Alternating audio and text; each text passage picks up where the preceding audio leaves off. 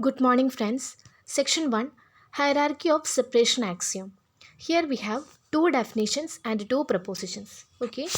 Section 1.1 is a definition, that is, a topological space X is said to satisfy the T0 axiom or said to be a T0 space if given any two distinct points in capital X, there exists an open set which contains one of them but not the other. That is, a topological space X is said to satisfy T0 axiom, or it is said to be a T0 space if, let there exists 2 points X comma we are given two distinct points X and capital Y in capital X, then there should be exist an open set which contain X but not Y, or the converse. Okay.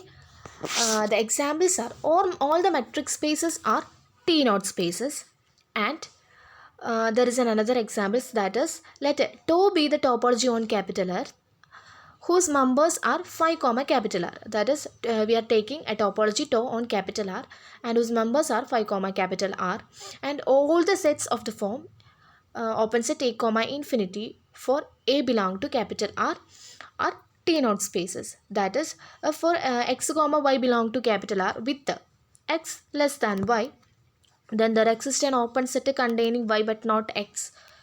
Okay. Then there is a note, that is, a pseudo metric space is a metric space if and only if it is a T0 space. Okay.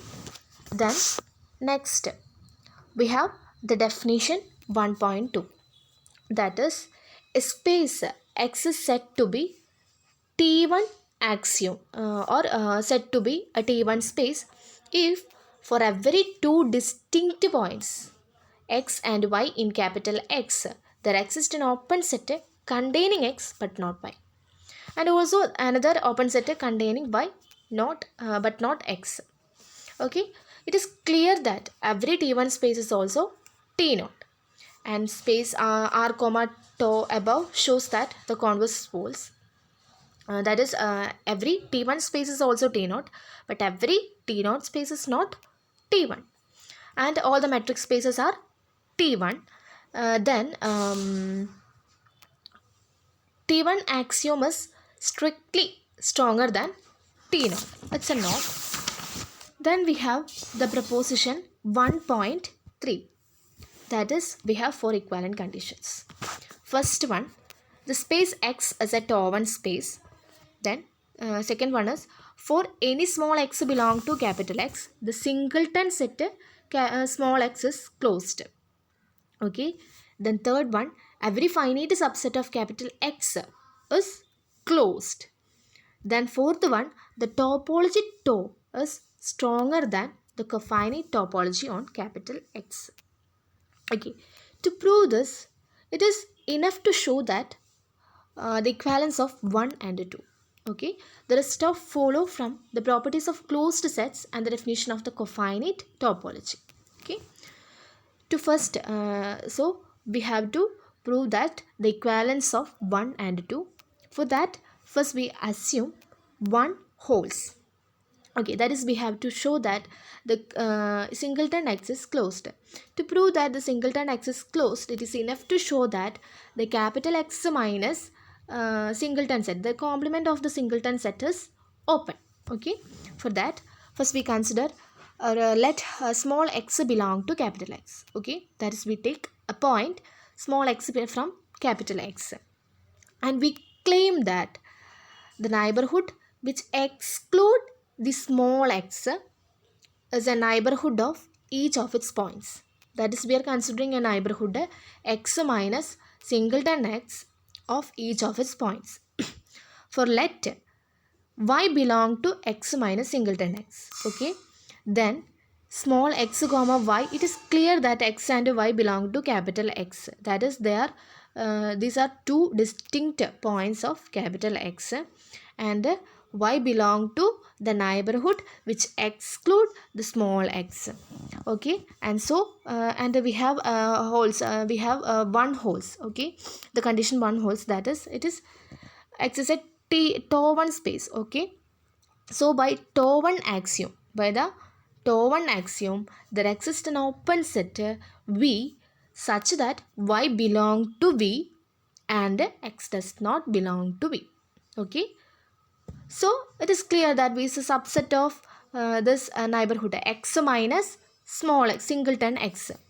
Okay, and hence this capital X minus singleton small x is a neighborhood of Y.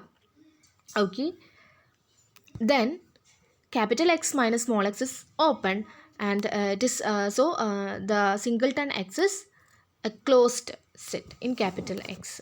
Okay, next, to prove the converse, first assume that two holes, let x comma y be distinct points of capital X.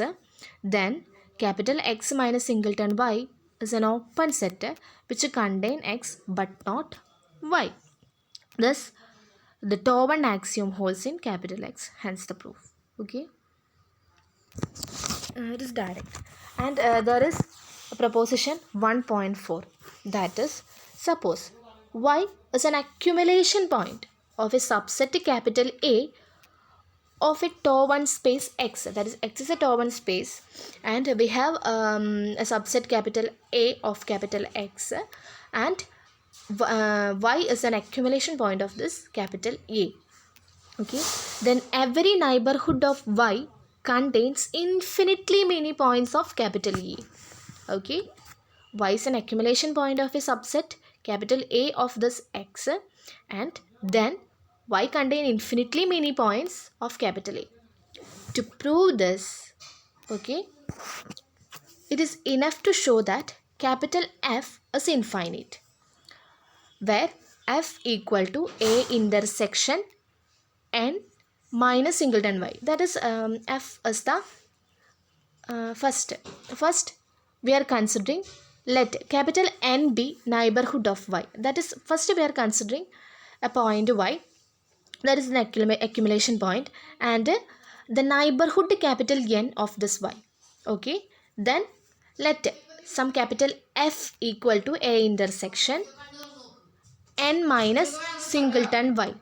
Okay, we claim that the set capital F is finite. Here F is equal to, F is the intersection of N with the neighborhood which excludes this Y. Okay, and this capital F is infinite. If it is not, X minus F will be an open set containing Y, and so N intersection X minus F will be neighborhood of Y. Okay, evidently this neighborhood contain no point of capital A except possibly Y.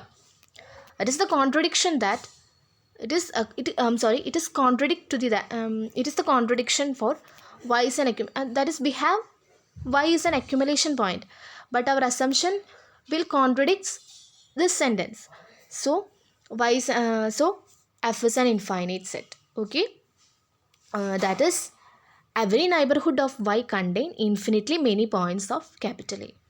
Okay, that is the proof.